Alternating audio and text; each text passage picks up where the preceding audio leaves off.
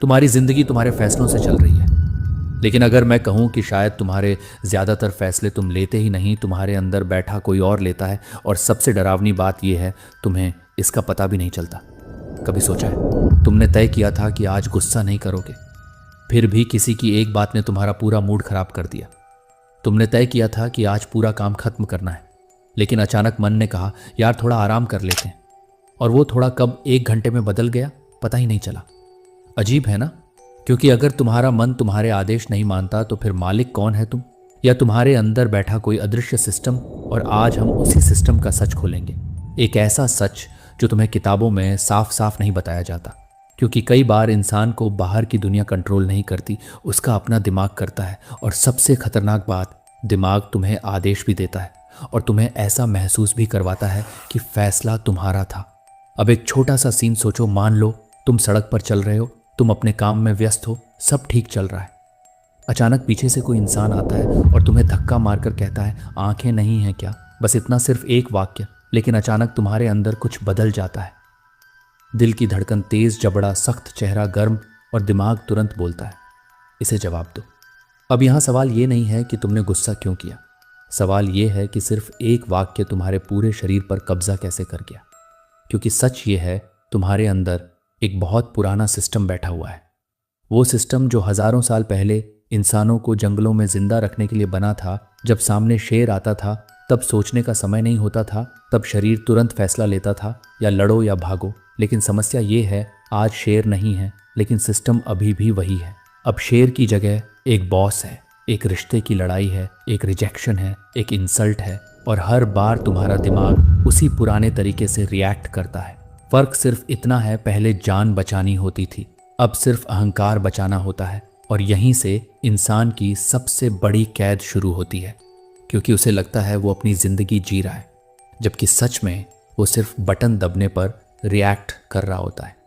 अब यहाँ एक सवाल उठता है, अगर ये सिस्टम हमारे अंदर हमारी रक्षा करने के लिए बना था, तो फिर यही सिस्टम हमारी सबसे बड़ी कमजोरी कैसे बन गया? जवाब बहुत अजीब है, क्योंकि हर चीज़ जो तुम्हें बचाती है, वही चीज़ अगर ज़रूरत से ज़्यादा इस्तेमाल होने लगे तो धीरे धीरे तुम्हें नुकसान पहुंचाने लगती है। एक छोटी सी कहानी सुनो। एक आदमी था, बहुत मेहनती, बहुत शांत। वो छोटी छोटी बातों पर कभी परेशान नहीं होता था, लेकिन उसकी एक आदत थी, जब भी कोई उसकी बेइज्जती करता, वो अंदर ही अंदर उस बात को पकड़कर बैठ जाता। बाहर से मुस्कुराता था, लेकिन अंदर वो हर बात बार बार दोहराता रहता था, रात को सोते समय भी, काम करते समय भी, खाना खाते समय भी। और धीरे धीरे उसने नोटिस किया कि वो छोटी छोटी बातों पर चिड़चिड़ा होने लगा है। उसका दिमाग हमेशा भारी रहने लगा। अब उसे लगता था कि दुनिया उसके खिलाफ है, लेकिन असली समस्या दुनिया नहीं थी। समस्या वो आवाज़ थी जो उसके दिमाग में लगातार चल रही थी। क्योंकि एक अजीब चीज़ होती है, दुनिया तुम्हें एक बार चोट देती है, लेकिन दिमाग उसे 1000 बार दोहराता है। सोचो, किसी इंसान ने तुम्हें सिर्फ 10 सेकंड तक बुरा कहा, बस 10 सेकंड, लेकिन उसके बाद तुम पूरा दिन उसी के बारे में सोचते रहे, रात तक सोचते रहे, अगले दिन भी सोचते रहे। अब सवाल ये है, असल में तुम्हें चोट किसने पहुंचाई, उस इंसान ने या तुम्हारे दिमाग ने? क्योंकि कई बार इंसान दर्द से नहीं टूटता, वो उस दर्द की बार बार चलती हुई फिल्म से टूटता है। और यहीं सबसे बड़ा जाल शुरू होता है, रिएक्शन का जाल। तुमने देखा होगा, कुछ लोग छोटी सी बात पर फट जाते हैं। कोई कुछ बोल दे, तुरंत गुस्सा, कोई इग्नोर कर दे, तुरंत दुख, कोई तारीफ कर दे, तुरंत खुशी। मतलब उनका पूरा मूड दूसरों के हाथ में होता है, जैसे कोई इनविजिबल रिमोट हो, बटन दबाओ और इमोशन बदल दो। लेकिन अब ध्यान से सुनना, खतरनाक लोग वो नहीं होते जो बहुत ताकतवर होते हैं। खतरनाक वो होते हैं जिन्होंने अपने अंदर उठने वाले तूफान को देखना सीख लिया। क्योंकि दुनिया से लड़ना आसान है, लेकिन अपने दिमाग से लड़ना ये अलग खेल है। और ज़्यादातर लोग ये खेल हार चुके हैं, उन्हें पता भी नहीं चला और उनका दिमाग मालिक बन गया। लेकिन अभी असली बात बाकी है, क्योंकि अगले हिस्से में मैं तुम्हें बताऊंगा वो एक छोटी सी आदत जो रिएक्शन और कंट्रोल के बीच दीवार बन जाती है, और वही आदत किसी इंसान को भीड़ से अलग बनाती है। अब ध्यान से सुनो, क्योंकि यहीं से पूरी कहानी पलटने वाली है। मान लो तुम्हारे हाथ में एक गिलास है, उस गिलास में पानी भरा हुआ है।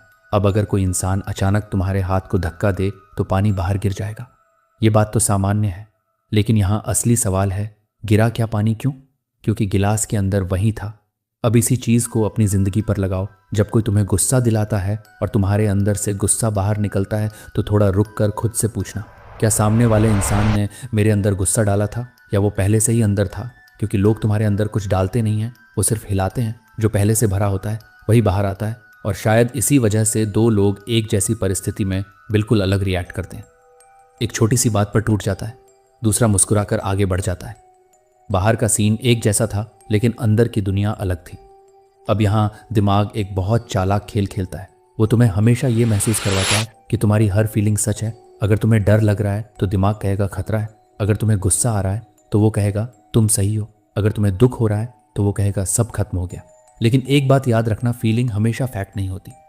कई बार फीलिंग सिर्फ एक गुजरता हुआ सिग्नल होती है, आसमान में गुजरते बादलों की तरह।